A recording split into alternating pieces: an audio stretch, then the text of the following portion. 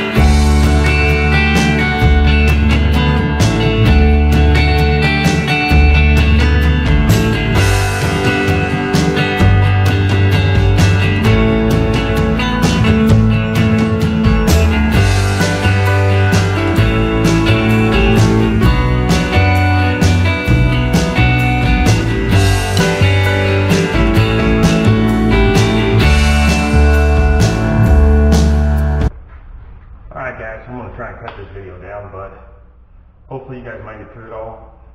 I just replaced the whole power steering system on this truck, except for the cooler I flushed. The pump, all the lines, the steering rack, it's all new. So we had some issues with it. We put a pump on it before. The steering rack was blown out. The reservoir had metal shavings in it, so I flushed the reservoir out. Don't have a new one of those, but I got it good and clean. I'm assuming there's probably crap inside the lines. The lines could be coming apart. This thing has 265,000 miles on it, so it's getting up there. But I appreciate you watching, guys. Appreciate you sticking with me through the video. Do me a favor. If you have any questions, put them in the comments section. Rate the video. Subscribe if you haven't.